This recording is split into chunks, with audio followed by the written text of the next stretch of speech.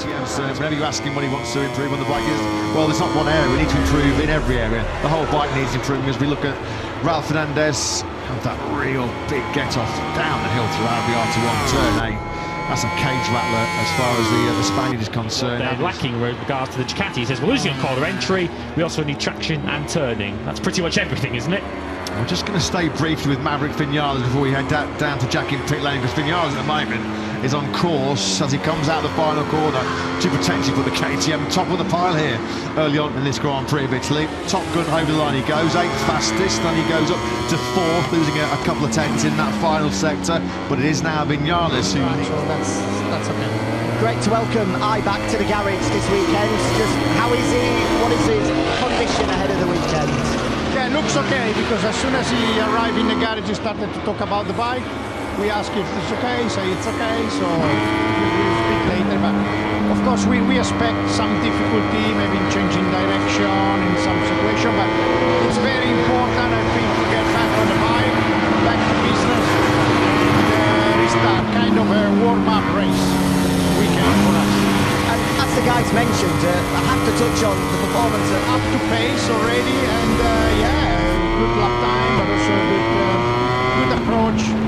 Good understanding, despite there's a lot of, because you know that's a lot of different, the brakes, the engine power, and the Michelin tires and everything. So I think he managed quite well. It was a good, I think it was a good idea to allow him to test, and yeah, let's see. We made a present, and absolutely. Well, he was likely to wash out that soft front tyre, a soft front which has actually put the 93 in charge of this session. Potentially another couple of milestones coming the way of Mark this weekend. He's on course for his 100th pole position. He was number 99 last time out in Aragon. And the number 93, if he does win here on Sunday, well, it will be win number 93 of what already has been a fairly illustrious Grand Prix career. This was him just on the inside of Miguel Oliveira, fighting for his future at Pramac Yamaha. Just see there Mark just getting out of shape on the braking zone. He's just going to release the braking at this point, because he knows that if he stays committed it's not going to end well.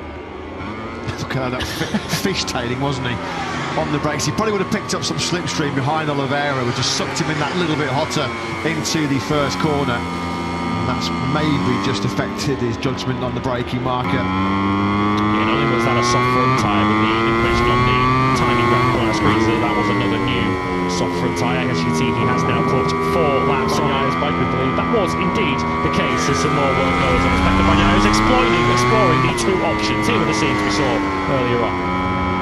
Yeah, so that was the sort of standard 340mm front brake disc, which Bagnaia has favoured throughout the 2025 World Championship campaign so far. And then it was the switch to the bigger diameter, the bigger mass 355s, which ended his train wreck weekend. A lot of moaning inside the KTM garages so far this season about the underperforming RC16. The one aspect that the riders will not be moaning about here this weekend is the 362.4 kilometres, which is over 3 kilometres faster than the factory Aprilia Marco Bezzecchi. When you look further down the order, I mean, Binder's gone through the speed gun at the moment, 11 k's quicker than Alex Marquez's Ducati GP24. Second in the World Championship, of course, is Alex. So top speed not lacking for the KTMs. 360 kilometres an hour, that is 225 miles an hour before you brake for San Donato, which Marc Marquez is coming through. When you're braking from 360 kilometres an hour into San Donato.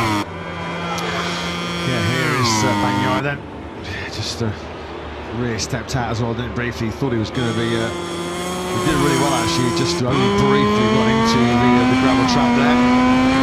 Stays sunny side up though in these gloriously sunny early summer conditions here. That was going into turn 4 then for Bagnaia. Saw there a shot getting on screen to Gigi Dall'Igna. The relief, I think, a sense of relief all round. Bagnaia looked something like back to his best on the factory Ducati. Now through turn 6. And the frustration there, I mean, he's just called it a day. He's aborted that low because he's just come into the shortcut through 6 and 7. That was not the plan. To be because he made the mistake going through 6, he's just gone, okay, I'll shortcut it back in here because this is not happening. He'd already gone hot into San Donato at the start of the lap, and that was at least the second or third mistake we'd seen from Pecco Bagnaia. What we've seen from Pecco Bagnaia, the sudden miraculous overnight change, there was a general consensus that they were sort of throwing cold water on it, feeling that Davide Tardozzi at the end of the session, just to see if those solutions they found at Aragon and then on the test had worked. But so far, not looking positive for Bagnaia. No, so here was the first mistake into San Donato. He runs in hot. He's not the first rider and won't be the last to do that. Doesn't make it as far as that was at least the second or third mistake we'd seen from Pecco Bagnaia. What we've seen from Pecco Bagnaia, the sudden miraculous overnight change, there was a general consensus that they were sort of throwing cold water on it, feeling that Davide Tardozzi at the end of the session, just to see if those solutions they found at Aragon and then on the test had worked. But so far, not looking positive for Bagnaia. No, so here was the first mistake into San Donato. He runs in hot. He's not the first rider and won't be the last to do that. Doesn't make it as far as the gravel chap on that occasion. And then this was half a lap later as he's dropping down into Casanova and just didn't have the confidence to put that Ducati on its side and just went in way too hot. Immediately off pit lane, you could see him there staring at his motorcycle saying, "Why won't you do what I've been asking you to do?"